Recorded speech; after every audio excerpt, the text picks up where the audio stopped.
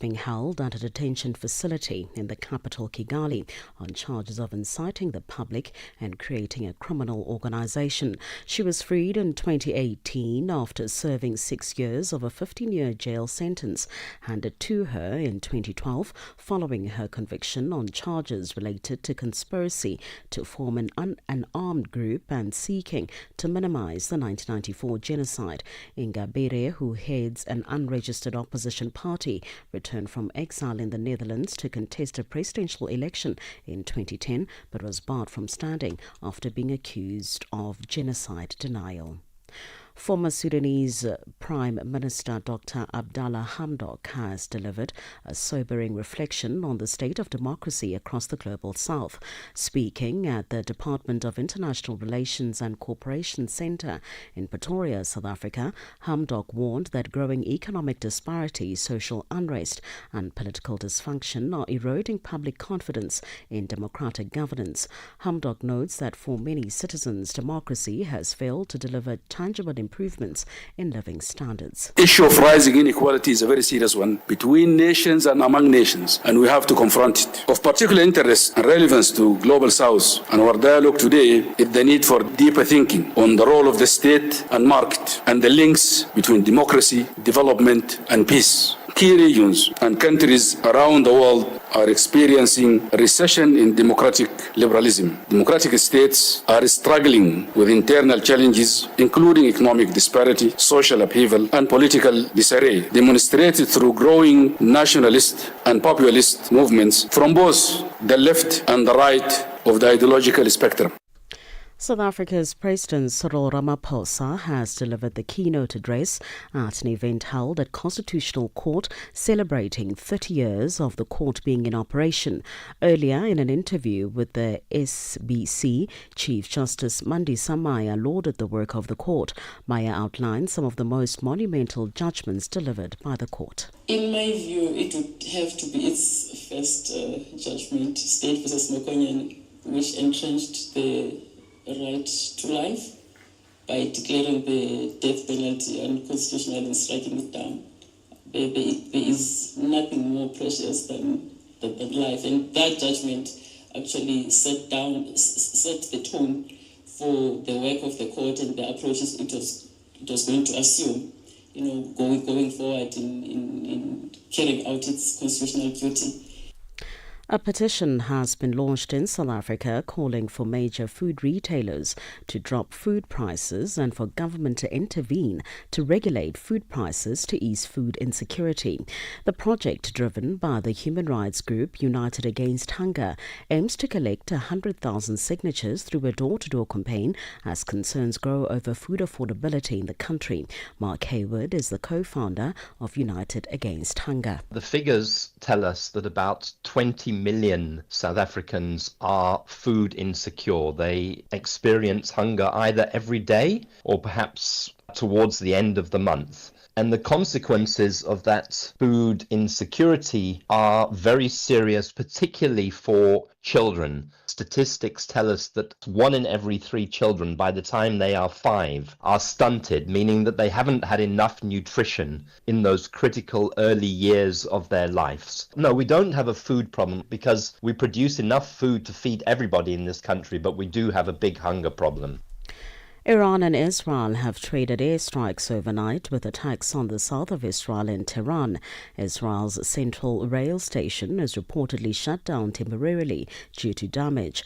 The Israeli military says it attacked a short while ago 3 missile platforms ready to be launched from Iran to Israel. It said it also struck the military commander who was preparing to launch them without providing more details. The BBC's Dan Johnson has the story. It was a much quieter night in the skies across Israel, with just one major strike reported in the south of the country early this morning, close to the hospital that was hit yesterday.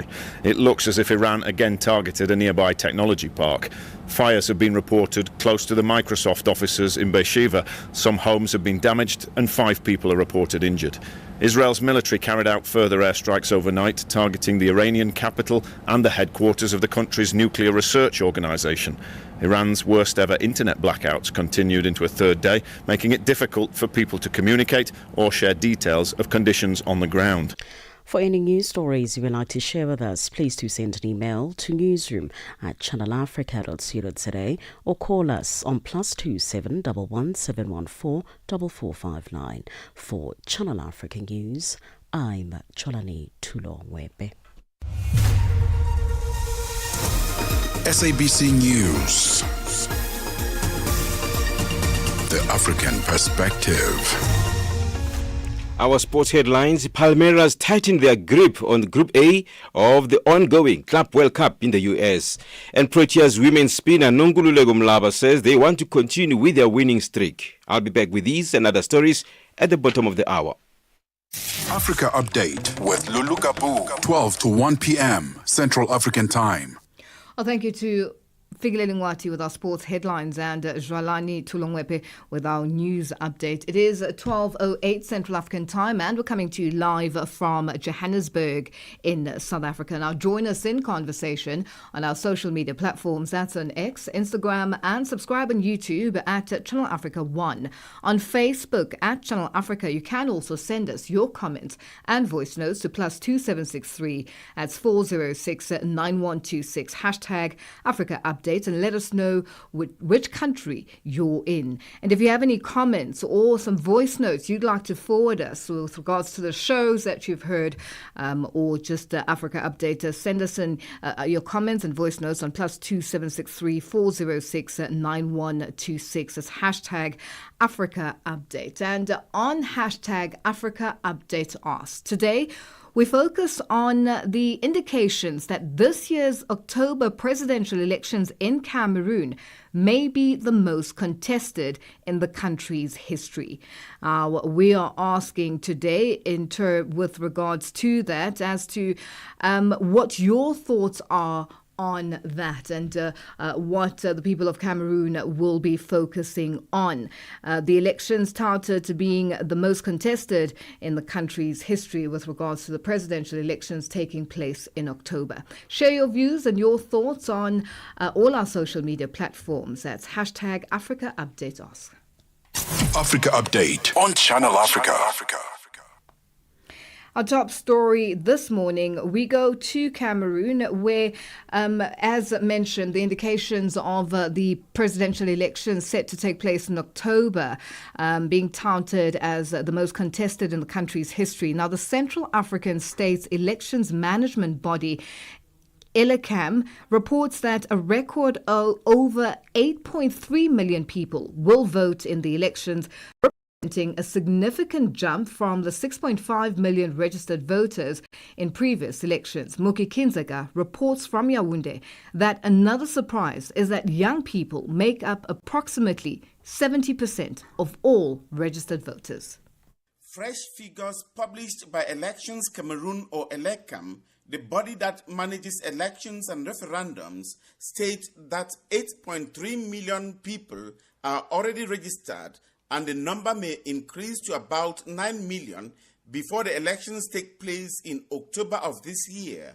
This marks a significant increase from previous polls that had a total of approximately 6.5 million registered voters.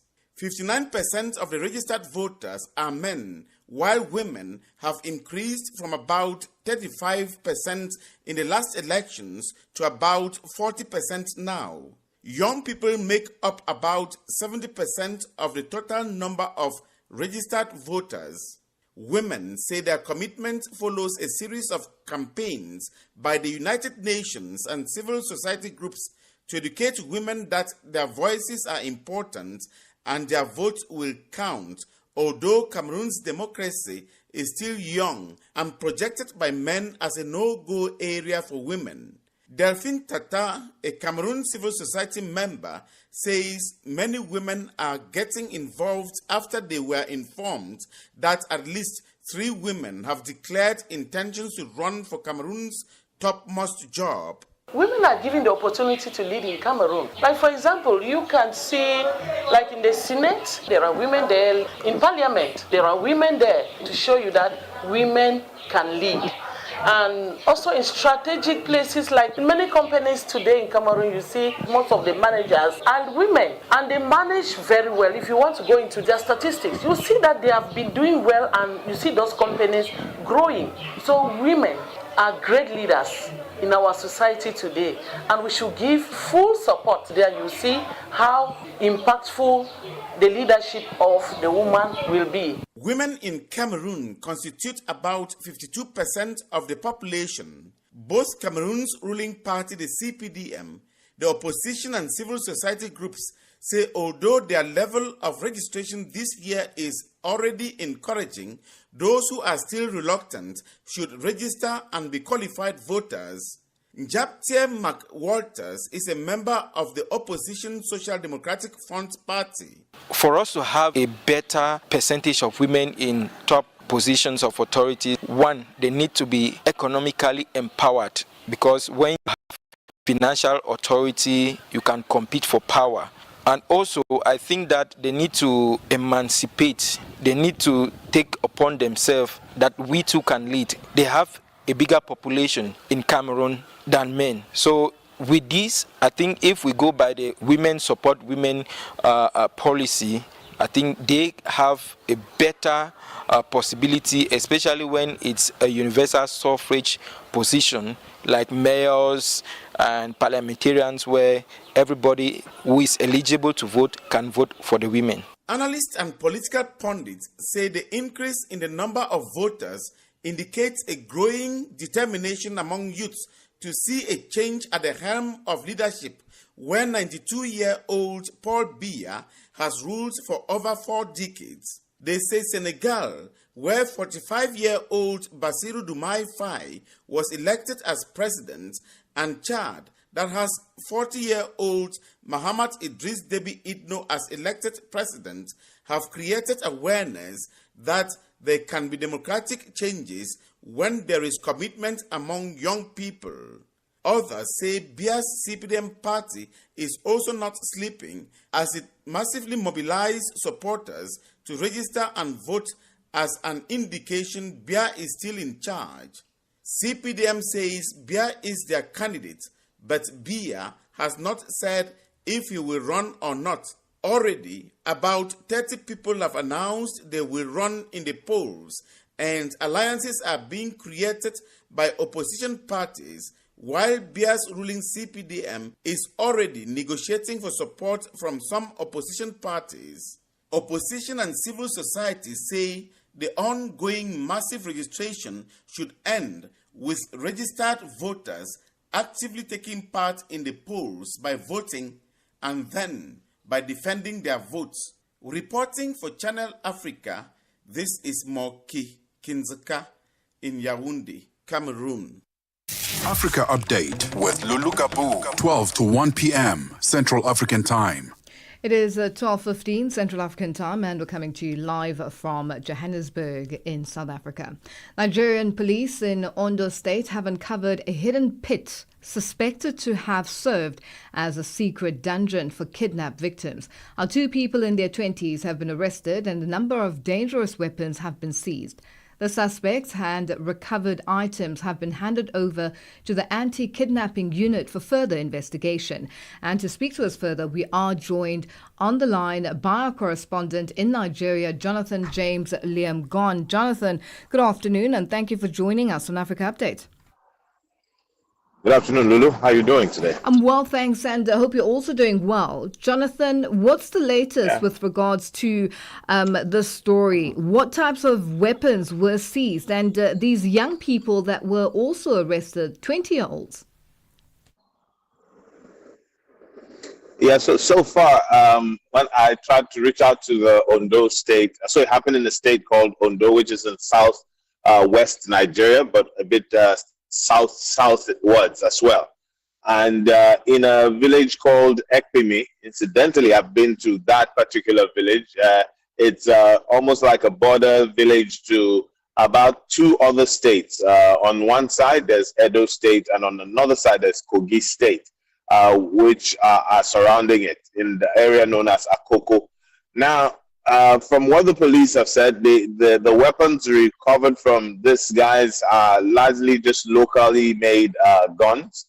But the more disturbing discovery was a pit that was found in a particular uncompleted building, which they say, though they didn't find any kidnapped victims there, but upon interrogation of the two young men, who are averagely about 25, 26 years old, they said they confessed to the fact that they have they've used that facility to apprehend their victims. Now, that area is not new. It's not new to kidnappings, generally speaking. I mean, a thing that has plagued Nigeria from north to south, from east to west. It's a very disturbing phenomenon. And the more disturbing thing is this very young local community natives. And what used to be the case was people getting kidnapped from afar off. But these days, we hear reports of even locals, people who know people, who are familiar with people, taking them for all kinds of ransoms. Lulu? Now, Jonathan, kidnappings are nothing new to parts of Nigeria. Now, firstly, are they the mastermind behind the kidnappings, or are there other people that they work for or work with? And, human trafficking is becoming a global phenomena. So from what the police has made available, this ring appears to be a relatively local ring. They haven't confessed to having ties with a team. However, like you rightly pointed, there is a strong link between kidnapping and human trafficking, even though kidnapping in Nigeria has been more of its own established ill type of business. That because about a year or so ago, a report was published to say that the total amounts that have been involved in terms of being paid as ransoms that Nigerians have paid is well over 1 trillion naira. And this has just been over just a few years. That's to tell you the scale. But on the other hand, especially that part of the country, which is next to Edo State as well, there are always reports of human trafficking, both from those who voluntarily avail themselves to be in pursuit of better lives, better livelihoods abroad, especially in Europe, and to those who are taken forcefully and taken to places where human traffickers who deal in human parts are there. I've done some work over the last few years with the International Office on Migration, and the reports, Lulu, are damning. It continues to grow and increase in such a disturbing set of numbers, as against what you would expect to be the opposite, given more information, given more focus by government. Now, has there been any sort of, warning to the population, especially in that particular region, with regards to kidnappings and the modus operandi used by these, for lack of a better word, these, human traffickers or kidnappers? Well, Lulu? Jonathan, are you still there? Yes, I am. Okay, I didn't great. get I the wanted last to part find of your out from you, question. Jonathan, as the police and the government in that particular region and particular town or village, have there been any warnings to the community with regards to the modus operandi of, this particular human trafficking ring or kidnapping ring? So, well, the Nigerian police generally, on a general note, from time to time does publish a couple of warnings and advises people to put out like standard operating procedures for people not to join public transportation in places that they are not accredited, and for people to not pay ransom, which, by the way, is sadly the more painful part. You can imagine even the National Assembly trying to pass a law saying they will punish people who pay ransom. But these are people whose loved ones get taken away, and they're not able to get help from the law enforcement agencies. So, yes, the police has put out a lot of advice around this, but it still remains a very daunting scenario. We keep having more and more kidnappings that happen more and more every time. Yeah, well, Jonathan, we'll leave it there for today. Thank you for joining us on Africa Update. My pleasure, Lulu. Do have a great weekend. Thank you, and to you too, Jonathan. That's our correspondent in Nigeria, Jonathan James Liam Gon, joining us on the line. It is 22 after 12 Central African Time.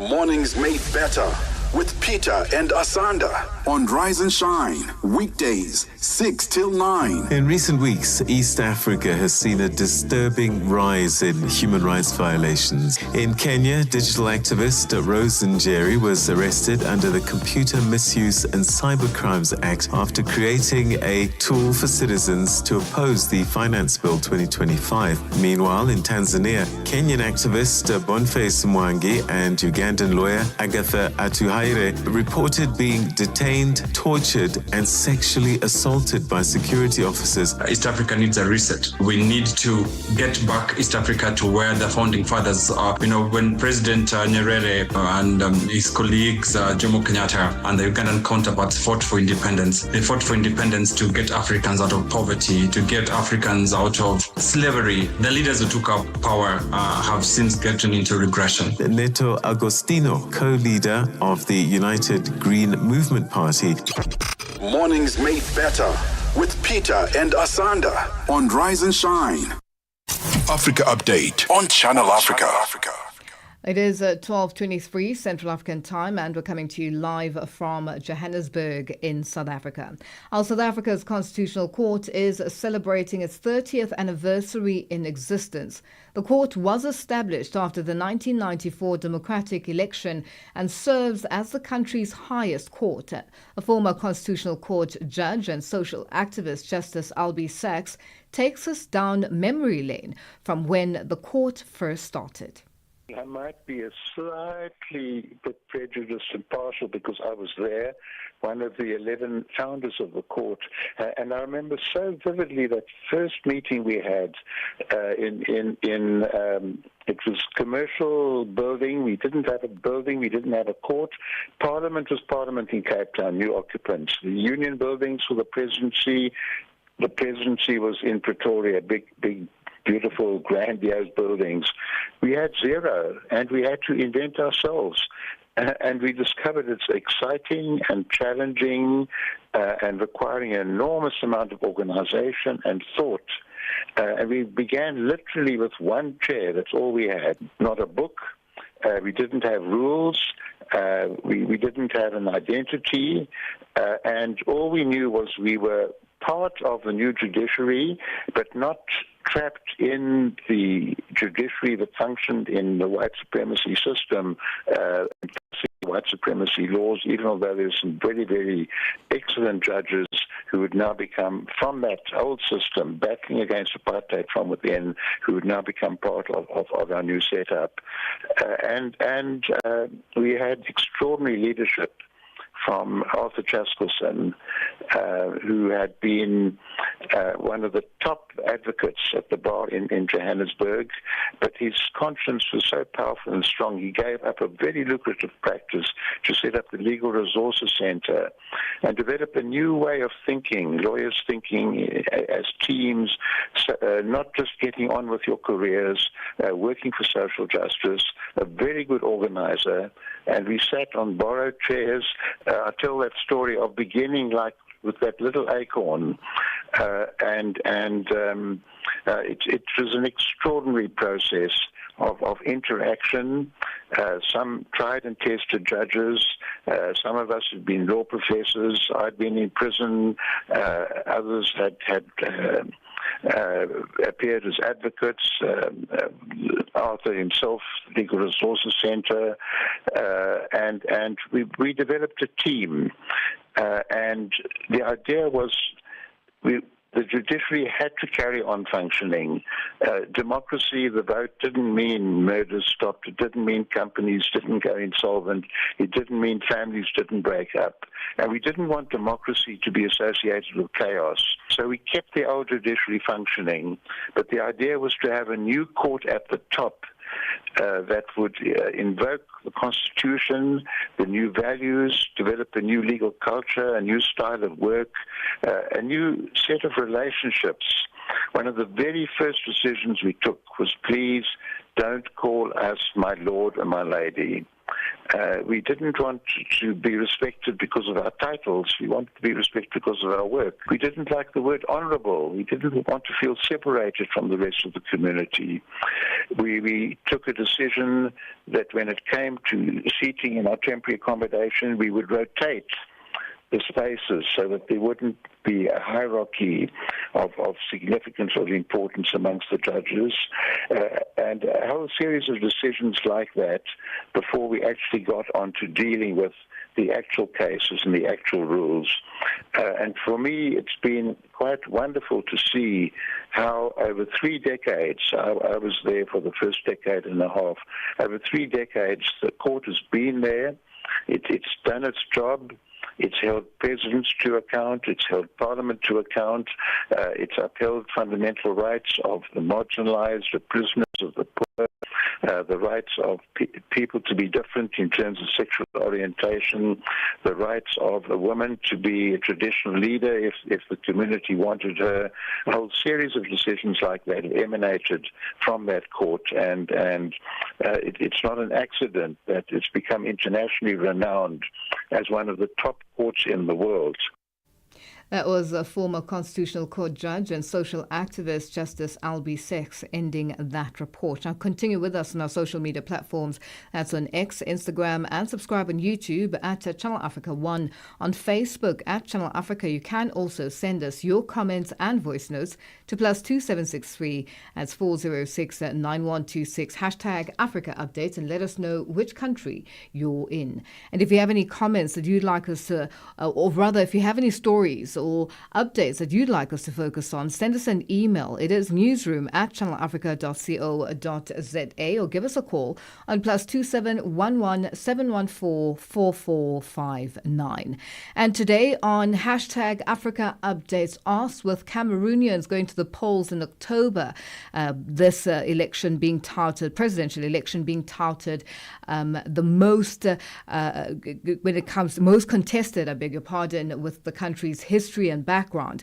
The question is, what is your take on these elections coming up in Cameroon, and what are you hoping is going to happen going forward? Let us know your thoughts and your views on all our social media platforms. It is #Africa Update Ask. Africa Update with Lulu Gaboo on Channel Africa. It is 12:30 Central African Time, and our news headlines up next with Jalani Tulongwepe. SABC News. Headlines. The African Perspective. Thank you, Lulu. Good afternoon. Making headlines, Rwanda has arrested prominent opposition leader Victoire Ingabire. Ingabire is being held at a detention facility in the capital Kigali on charges of inciting the public and creating a criminal organization. South Africa's former Deputy Chief Justice Dikgang Moseneke says it was a privilege to serve in the Apex Court. He was speaking on the sidelines of the event marking 30 years of the Constitutional Court's existence in Braamfontein in Johannesburg. And finally, Thailand says it's seen a remarkable increase in its population of endangered Indo-Chinese tigers. It's the result of a project between the Thai government and the conservation group WWF. I will have details on these and other stories at 1 o'clock. SABC News. Headlines. The African Perspective. Well, thank you, Jalani Tulongwepe, with our news headlines, and we say good afternoon to Figile Lingwati with our sports update. Sports on Channel Africa. The African Perspective. Good afternoon, Lulu. We kick off with football news. Palmeiras tightened their grip on Group A of the Club World Cup after capitalizing on 2 second-half lapses to defeat Egypt's Al Ahly 2-0 on a night punctuated by thunder, video drama, and a near-hour-long weather delay. The Brazilian side, trophy hunting under long-serving coach Abel Ferreira, now need only a draw against Inter Miami to book a quarter-final place, while Africa's flag bearers must beat Porto and hope other results fall their way. Now, cricket news. Proteas women's spinner Nonkululeko Mlaba says they look to maintain their winning momentum coming into the T20 International Series against the West Indies, resuming tonight at the 3Ws Oval. This was the Proteas secured a dominant display with a 166 runs led against the host in the final to help win the one-day international series 2-1 in the Caribbean. Mlaba says remaining on the winning side will help set the tone for the 50 overs World Cup in September. Mostly what I felt like everyone took out from the series is we want to keep this momentum going. We want to play like this to prepare for the World Cup, because now the main focus is the ODI World Cup. So we want to try our best and keep this momentum going. And yes. The Proteas sealed the ODI series in style against the hosts, bowling them out for 269, while Mlaba managed to secure her career best bowling figures of 4 for 33 to close out the match. She says she's proud of her contribution and believes it was a great team effort. And I think for me, taking obviously the FOIFA and getting my my best bowling figures, it really helped the team on that game, because we obviously needed to win the game. And yeah, but I always thank the team, because if it wasn't for them, then that wasn't going to happen at all. I felt like everyone just put out their hand out, and yeah, they just did whatever the team needed the most. And yeah, and I'm so glad that everyone was helping each other. More cricket news. Australia have dropped Marnus Labuschagne for the opening test against the West Indies, with Steve Smith also missing through injury. In their places, teenage opener Sam Constas and Josh English come in for the series opener in Barbados, which starts on the 25th of June. Labuschagne opened the batting for Australia in the World Test Championship final defeat by South Africa last week, but finished with scores of 17 and 22 to continue his lean spell. Let's end with basketball news. The NBA Finals will be decided by a winner-takes-all Game 7 for the first time in 9 years, after the Indiana Pacers defeated the Oklahoma City Thunder 108-91 in Game 6 to level the series. A fine-taking display from Pacers, which included 20 points for Obi Toppin off the bench, stopped the Thunder from claiming the championship in Indianapolis. For any sports stories you'd like to share with us, please send an email to newsroom@channelafrica.co.za or call us on +2711 714 4459. This is Channel Africa Sport with me, Fire Lingwati. Sports on Channel Africa. The African Perspective. Je, una jambo lolote akilini mwako? Je, una shauku kuhusu masuala muhimu? Na je, una maoni ambayo unataka yasikike? Kweli, hili jukwaa ni la kwako. Piga simu au tuandikie kwenda WhatsApp namba +2 2760552594 na tutakupigia simu. Mtangazaji wa habari zetu za Afrika Kusini mjini Johannesburg. Hivyo unaweza kuwa mshirika kwenye matangazo yetu. Sio mazungumzo tu, ni fursa yako ya kuchangia maoni yako na kushirikiana na jumuiya ya wasikilizaji wanaotamani mtazamo wako. Tufuate kwenye mitandao ya kijamii. Tembelea tovuti yetu www.channelafrica.co.za na uwe tayari kushiriki na kuchangia maoni yako kwenye Channel Africa. Channel Africa, mtazamo wa Kiafrika. Well, thank you to Fikile Lingwati with our sports update, and we say good afternoon to Nosipo Zuma with our business news. Business news on Channel Africa. The African Perspective. Thank you, Lulu. Good afternoon. In your business news this hour, the Nigerian Navy has arrested 76 vessels and at least 242 suspects in anti-oil theft operations and destroyed more than 800 illegal refining sites during a 2-year crackdown. Rampant oil theft from pipelines and wells has crippled Nigeria's oil industry in recent years, damaging government financing and stifling exports. Addressing the media in the capital Abuja, Chief of Naval Staff Vice Admiral Emmanuel Ogala said the Navy began verifying oil cargoes loaded at Nigeria's 5 major export terminals in January to combat oil theft at its source. Mozambique's Energy Minister Estavao Pale says the government has not received a request from Total Energies to lift a force majeure declaration on its $20 billion liquefied natural gas project. However, he says that he is optimistic about the oil majors' plan to resume its development this summer. Pale says the force majeure will be lifted as soon as the project's operator determines that conditions are in place to resume operations. There is an urgent need to address the connectivity challenges and implement new and emerging technology, key solutions in small and developing states. This was the subject at one of the panel discussions on the sidelines of the Commonwealth Business Summit, which ends today in Windhoek, Namibia. Halima Ledame, head of the International Telecommunications Union Area Office for Southern Africa, highlighted Africa's digital divide, noting that broadband penetration varies widely from as low as 11% in some countries as to high as 87% in others. Tamo Kabisa reports.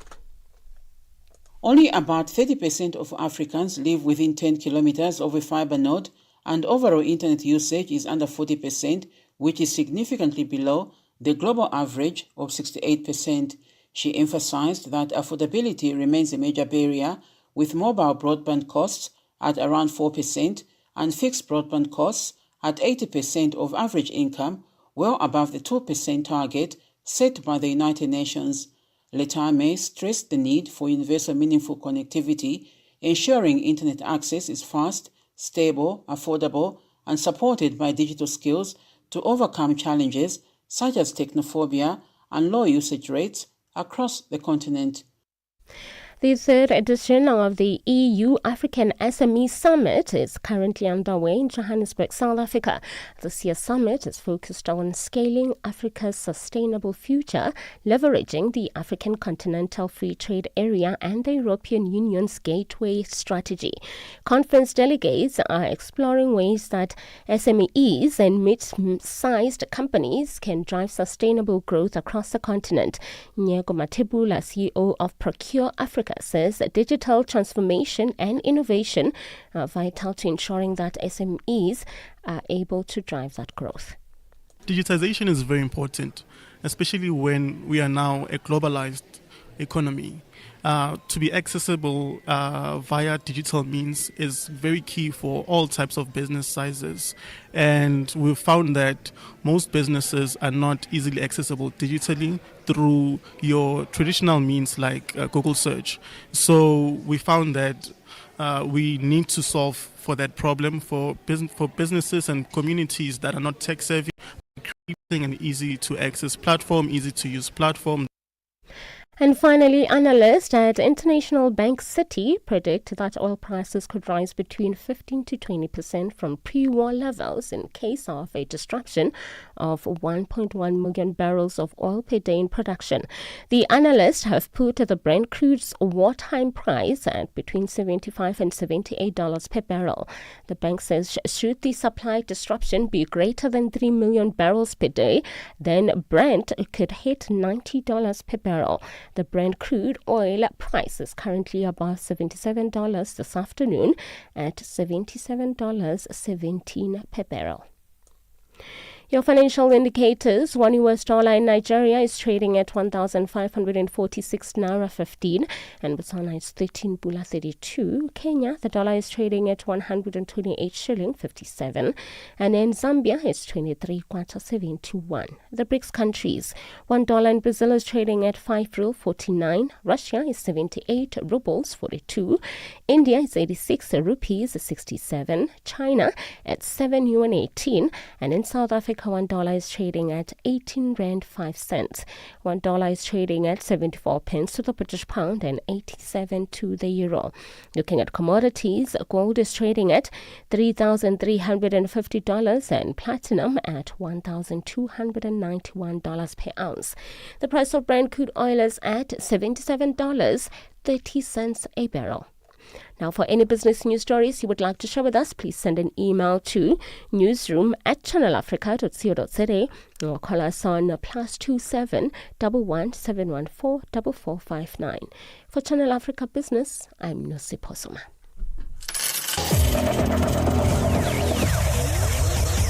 Business News on Channel Africa. The African Perspective. Get Channel Africa on DSTV Audio Bouquet. Channel 802. Africa Update with Lulu Gaboo on Channel Africa. Well, thank you to Nosipo Zuma with our business news. It is 12:42 Central African time, and we're coming to you live from Johannesburg in South Africa. The Brazilian High Commissioner to South Africa, Benedicto Francesca Filho, has called for stronger cooperation among countries of the Global South, emphasizing the urgent need for collective dialogue in the face of mounting global crises. Speaking to Channel Africa on the margins of a two-day high-level dialogue on reimagining democracy in Africa taking place in Pretoria, Ambassador Filho stressed that democracy, development and peace are inseparably linked. Filho affirmed that Brazil is ready to contribute to a more inclusive and balanced global order. Our Channel Africa's reporter Michael Mbewe spoke to the Brazilian High Commissioner Benedicto Fonseca Filho. I think it's extremely important. This is a discussion of global interest, as you were saying. We have here some colleagues from South America, from GRULAC. You have Mexico, you have Chile, us from Brazil, and a few other countries. So I think it is very important to have a global discussion on this, but also to have a very more intense dialogue among us, the developing countries. Because as it has been said, when you talk about democracy, you are talking about development, you are talking about overcoming the difficulties that are common to all of us. So this is an extremely important dialogue. We look forward to continue with discussions on this theme and the development-related theme, because we think this is, as I said, something we have to have more interaction among us and also bring on board other partners for a global discussion. But also it's happening at a time where there's a lot of global tensions. You see conflicts ravaging with the conflict that just has unfolded or is underway between Israel and Iran, which is something that we can't shy away from, we from the global south, because whatever happens on the other side of the world affects us as well. This is happening as we are also discussing issues about peace and security in Africa and then countries from the global south. From the Brazilian perspective, because we are talking now here global powers, it's very worrying. From Brazilian perspective, what is the picture that you are seeing? Yeah, we think today we live in a very challenging geopolitical world, certainly one that is much more challenging than 1 or 2 years before. So Brazil has made an effort to play a positive role. We are in favor of course, peace and to reinforce multilateralism. We think some of the crises we are living, you have mentioned some political crises. We can also mention the crisis of climate change, for example, and to be prepared for disasters, for new pandemics that may come. So we think all these require multilateral discussions, multilateral agreements. Today, as you have said, the geopolitical landscape is very challenging, but we trust from the Brazilian side that it is very important for the Global South countries to get together, to have a unified voice on these challenges, because since we have very similar positions, very similar challenge, to make sure that our voice is heard and it can impact on all those discussions that in the end are of paramount importance for us to have the conditions to flourish, to develop socially and economically, which is the priority for us. Just to add, we saw also the president of Brazil, issuing a statement condemning this, which is a very good thing for him as a leader, standing up to say there must be solutions on the table. Yes, absolutely. President Lula himself he's personally interested in having a strong participation and voice in these conflicts, especially because we think Brazil can add to the voice of those who are favoring peace, that are favoring to get the parties together. We have been denouncing some situations like what is taking place in Gaza. But beyond that, we trust, we are firm defenders of multilateralism, and we think this is the way to achieve those the solutions. Unfortunately, some of our partners do not share this, but I think to the extent that the international community can get together, that is indeed a force and an influencing partner to gear things in that direction. That's the Brazilian High Commissioner Benedicto Fonseca Filho speaking to Channel Africa reporter Michael Mbewe. Africa Update on Channel Africa. World Refugee Day is held every year on the 20th of June. It is a special day when the world takes time to recognize the resilience of forcibly displaced people throughout the world. The theme for this year is solidarity with refugees, and the World Health Organization calls for urgent action to strengthen inclusive, resilient health systems that leave no one behind. And to talk to us further on this, we are joined on the line by Jürgen Carling, a research professor at the Peace Research Institute in Oslo. Jürgen, good afternoon, and thank you for joining us on Africa Update. Good afternoon. Now, what is the significance of this day, and what should we focus on, especially today? I think international days such as this one are very important to remind us about the issues that are with us every day, but easily slide away from or slip away from our view when other things emerge as more urgent.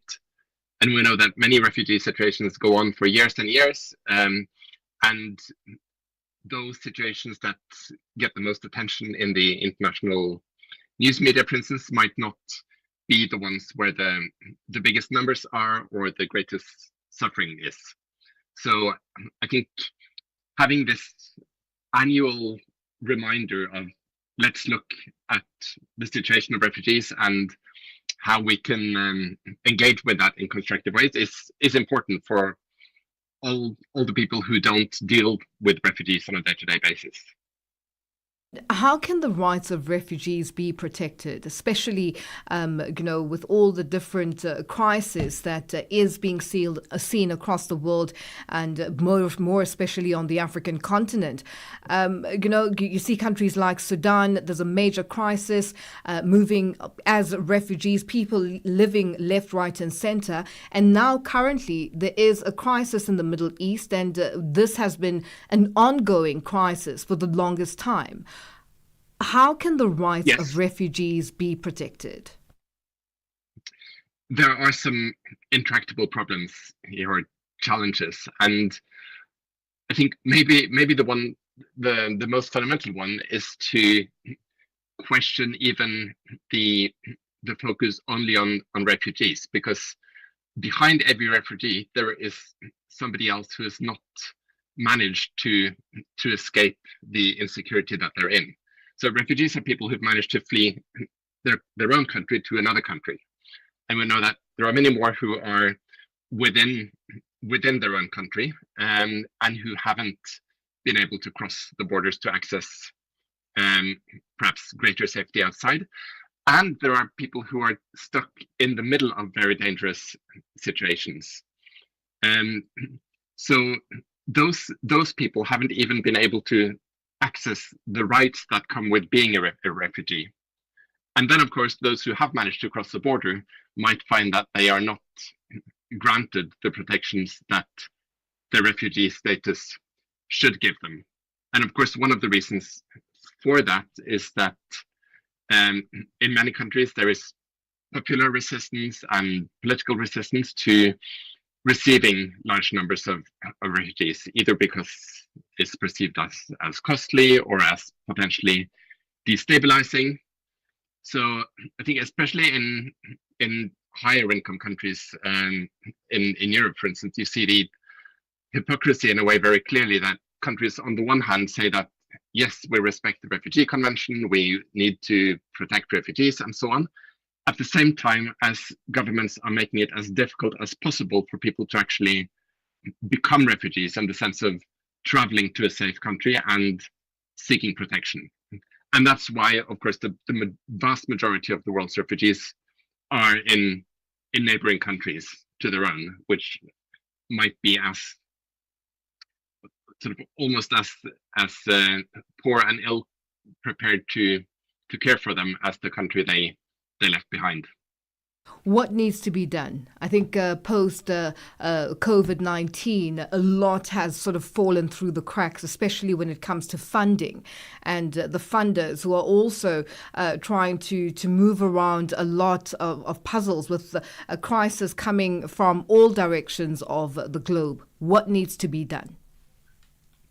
Yes, I think, simply put, we have to do two things at the same time. One is to care for those who are already refugees, and that involves clearly funding and political will. And on both of those fronts, developments in the US since the Trump administration came to power have not helped. And then at the same time, we need to prevent the emergence of new refugee situations.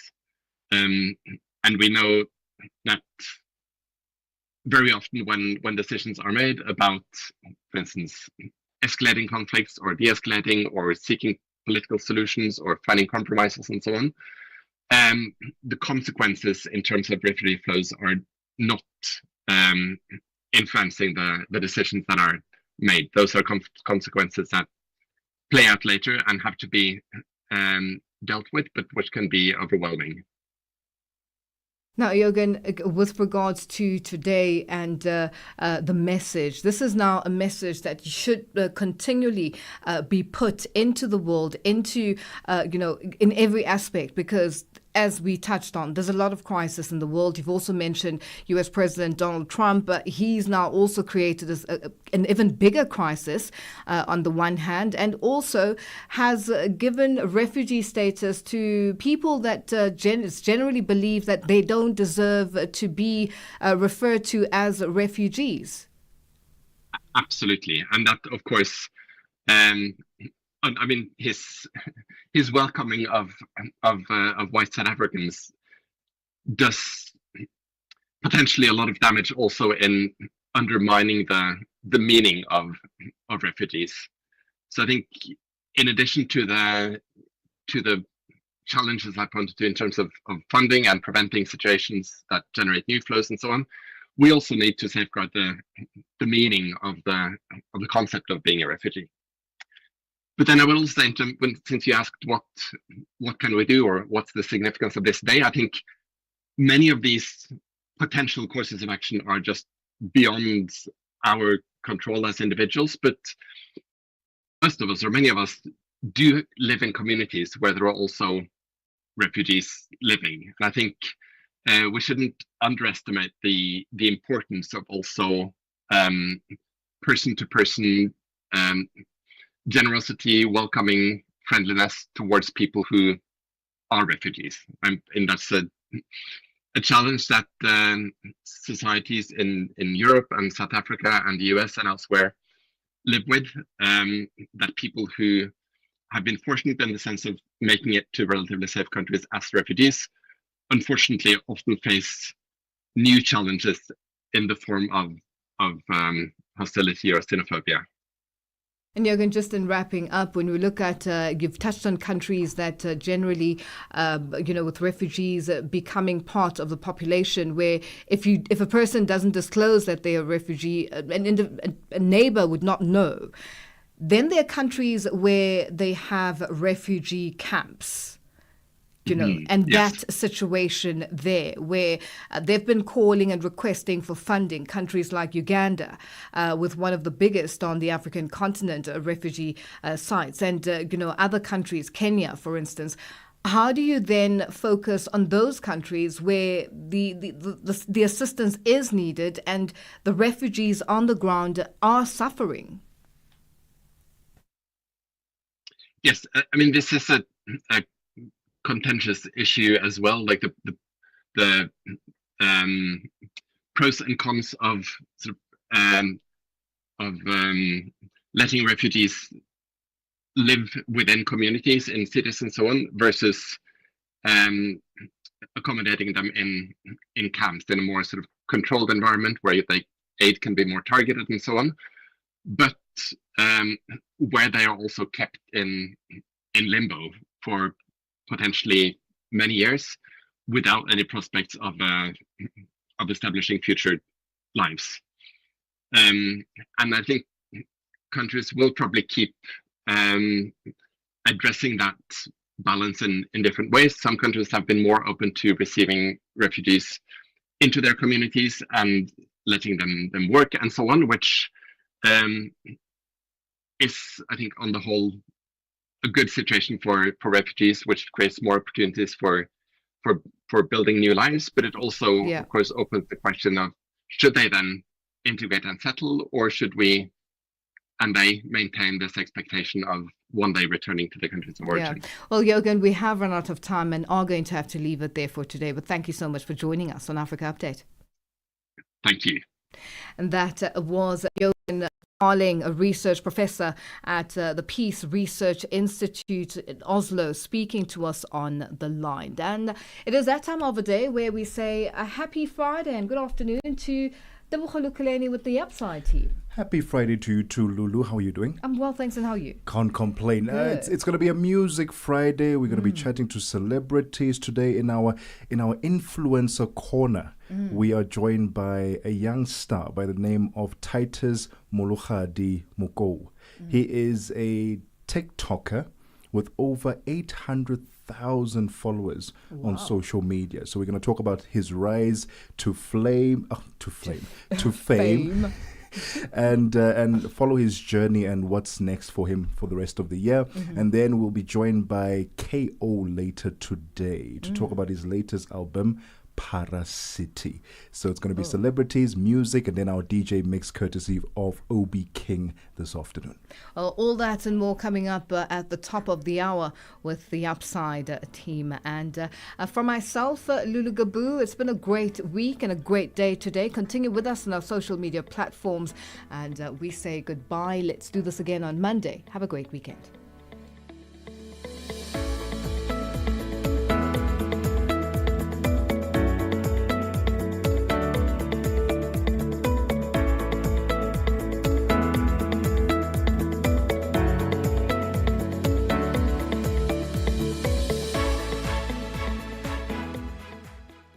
We are on Open Views Audio Bouquet, Channel 628.